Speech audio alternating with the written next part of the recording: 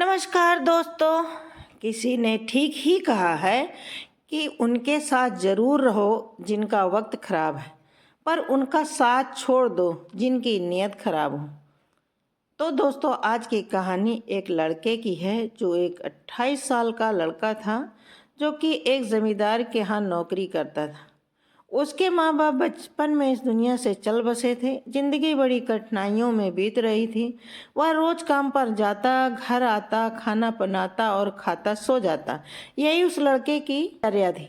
एक शाम को जब वह अपने काम से घर वापस लौट रहा था, तो उसने देखा कि एक बूढ़े संत अपनी पीठ पर 3 बड़ी गठरी रखकर गांव से दूर जा रहे हैं। वह देखने में काफी बूढ़े लग रहे हैं और काफी दूर से ऐसे ही चले आ रहे हैं। कुछ दूर और चलने के बाद वह थक कर एक पेड़ के नीचे बैठ गए। तभी उनकी नज़र इस नौजवान लड़के पर पड़ी जो उसी रास्ते से जा रहा था जिस दिशा में बूढ़े संत को जाना था। तभी वह लड़का उन बूढ़े संत के पास से गुजरा। तभी उन बूढ़े संत ने पीछे से भरी भारी आवाज में कहा, सुनो बेटा, क्या तुम मेरी थोड़ी मदद कर सकते हो? ये गठरी में वजन बहुत है और मैं बूढ़ा हो चुका हूँ।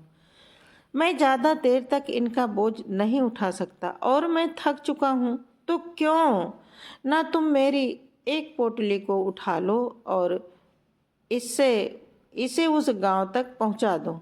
जो इसके बदले में मैं तुम्हें 2 सोने के सिक्के दूंगा। वह लड़का उन संत की बातें सुनता है, फिर उनसे कहता है, कोई बात नहीं बाबा, मैं आपकी मदद करने के लिए तैयार हूँ। बताइए आपको कहाँ जाना। ऐसा कहते ही उस लड़के ने उस संत की एक पोटली उठा ली और उसे अपने कंधे पर रख लिया। जैसे उसने पोटली को कंधे पर रखा तो उसे महसूस हुआ कि यह पोटली तो सच में बहुत भारी है। फिर वह लड़का और संत रास्ते में आगे की ओर बढ़ चले। कुछ दूर चलने के बाद देखते ही देखते वह गांव खत्म हो गया और अब एक सुनसान रास्ता आगे की ओर जा रहा था।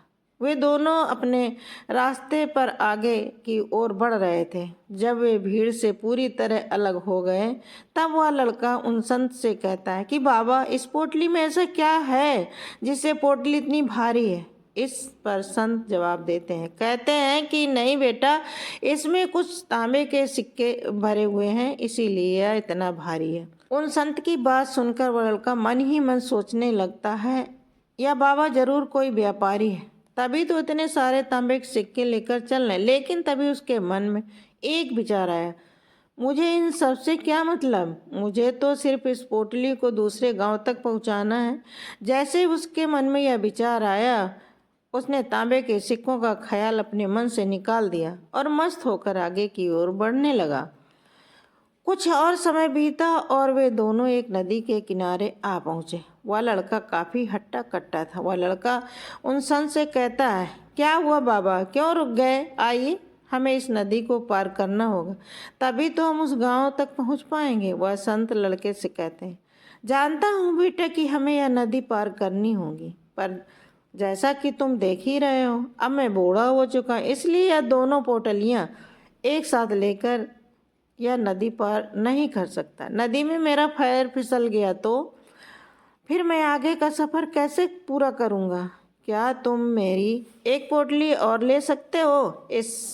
मैं इस पोटली के 2 सिक्के और दूंगा। इस पर वह लड़का मुस्कुराते हुए उनसे कहता है, बाबा, आप मुझे शर्मिंदा कर रहे हो। अगर आप मुझे सोने के सिक्के ना भी दो, तब भी मैं आपका कार्य जरूर करूँगा, आपको उस दूसरे गांव तक पहुंचा दूंगा। वह संत मुस्कुराते हुए कहते हैं, बेटा, तुम तो बड़े ही भले आदमी हो। इतना कहकर उन्होंने वह दूसरी गठरी भी उस लड़के को थमा दी। जब उस लड़के ने दूसरी गठरी अपने कंधे पर रखी, तब उसे यह गठरी भी बहुत ज़्यादा भारी लगी। उसने कुछ नहीं कहा, जैसे तैसे उन दोनों ने वह नदी पार कर ली। बातें करते करते नदी पार करने के बाद बातों ही बातों में उस लड़के ने उन संत से कहा, बाबा इस दूसरी गठरी में क्या है, क्योंकि यह अभी बहुत भारी है। इसका जवाब देते हुए बाबा कहते, बेटा इस गठरी में चांदी के सिक्के हैं, इसलिए इस गठरी में भी भारी वजन है। उन फकीर की यह बातें सुनकर अब उस लड़के का दिमाग तेजी से काम करने लगा। सोचने लगा, यह गठरी में तो तांबे के सिक्के हैं और दूसरी में चांदी के सिक्के। लग रहा है या बाबा बड़ी दूर से आ रहे हैं और इन्होंने अपनी सारी जमीन जायदाद बेचकर यह सिक्के इकट्ठा किए, इसलिए ये तो इतना धन साथ में लेकर चल रहे हैं। लेकिन वह लड़का उन बाबा से कुछ भी नहीं कहता। वे दोनों मार्ग में आगे की ओर बढ़ जाते हैं। कुछ दूर चलने के बाद आगे की ओर फिर सुनसान रास्ता आया। उस रास्ते पर आते ही उस लड़के के मन में तरह तरह के विचार उठने लगे। वह सोचने लगा, या तो सुनसान रास्ता, अगर मैं यह सिक्के लेकर भाग जाऊं तो बाबा वाला क्या करेंगे। मुझे नहीं लगता कि यह मेरा पीछा कभी पकड़ पाएंगे और यहाँ कोई है भी नहीं इनकी मदद कर पाए। और वैसे भी यह बहुत सारे सिक्के हैं, मैं इन सिक्कों से दुकान खरीद सकता हूँ और खुद का व्यापार भी शुरू कर सकता हूँ। वैसे भी यह बूढ़ा संत अब इस धन का क्या करेगा। इससे तो अच्छा है कि इसे मैं ही ले लेता हूँ। लड़का यह सोच ही रहा था, तभी उसे खुद पर आश्चर्य हुआ। अरे मैं यह क्या सोच रहा हूँ, यह बाबा ना जाने कहाँ से आ रहे होंगे, ना जाने कितनी मेहनत करके इन्होंने सिक्के इकट्ठा किए होंगे। मुझे इनका फ़ायदा नहीं उठाना चाहिए। नहीं, मुझे ऐसा नहीं करना चाहिए। उसने कुछ देर के लिए तो अपने मन के विचारों पर काबू पा लिया। कुछ देर बाद देखते ही देखते उसके मन में लालच भरे विचार हावी होने लगे। वह लड़का 2 पुटनियां लेकर उन बाबा के पीछे पीछे चल रहा था। कुछ दूर और चलने के बाद रास्ते में एक पहाड़ी आई। उसे देखकर वह बाबा उस लड़के से कहते हैं, बेटा यह पहाड़ी मैं नहीं चढ़ पाऊंगा, मैं काफ़ी बूढ़ा हो चुका हूँ और मेरे घुटने में दर्द भी है। या तुम मेरी यह तीसरी गठरी भी ले लो तो मैं तुम्हें 2 सोने के सिक्के और दूंगा, लेकिन याद रहे इसे कहीं गिराना मत या कहीं खुल ना जाए। यह बात सुनकर वह लड़का उन बाबा से कहता है, क्यों बाबा, आखिर इस गठरी में ऐसा क्या है। इस पर वह लड़के से कहते हैं, बेटा इसमें सोने के सिक्के हैं। यह सुनकर लड़का मन ही मन बहुत खुश हुआ। उसने चुपचाप वह तीसरी गठरी भी उन बाबा से ले ली और दोनों बिना कुछ बोले आगे की ओर बढ़ चले। वह बाबा बिना कोई वजन के आराम से पहाड़ी की चढ़ाई चढ़ रहे थे, लेकिन वह लड़का जो कि पीछे जा रहा था, वजन के कारण बहुत धीरे धीरे चल पा रहा था। लेकिन जब से उसने सोने के सिक्के का नाम सुना था, उसका मन तो छलांग मार रहा था। वह मन ही मन सोच रहा था कि अगर यह सारे सिक्के मुझे मिल जाएं तो मेरा जीवन तो आसानी से कट जाएगा। वैसे भी यह बाबा तो बूढ़े हो चुके हैं, भला इन्हें इन धन की क्या जरूरत, इनका जीवन तो वैसे भी कट चुका है। मैं एक काम करता हूँ, यह सारा धन लेकर यहाँ से भाग जाता हूँ। लड़के के मन में अनगिनत विचार चल रहे थे। लड़का का मन अब उसकी बुद्धि पर पूरी तरह से हावी हो चुका था। उस लड़के का मन अब अपनी बात को सही साबित करने के लिए उसे कोई भी तर्क दे रहा था। और तभी उसके मन में एक और विचार उठा और अब की बार वो लड़का यह सोच रहा था, लगता है यह बाबा कोई चोर है, नहीं तो इसके पास इतने सोने के सिक्के कहाँ से आए। अगर यह कोई व्यापारी होते तो इस तरीके से पैदल यात्रा नहीं करते। यह कोई चोर है और चोर का धन चोरी करने में भला कौन सी बुराई। यह सोचता हुआ ऊपर की ओर बढ़ रहा था और देखते ही देखते वह बाबा से आगे निकल गया। वह यह सोच रहा था कि जैसे ही और ढलान आएगी मैं इन तीनों पोटलियों को लेकर भाग जाऊंगा, यह सारा धन मेरा हो जाएगा और मेरी गरीबी हमेशा के लिए समाप्त हो जाएगी। मेरे पास बहुत सारा धन होगा, फिर मैं जो चाहूँ वो कर पाऊँगा।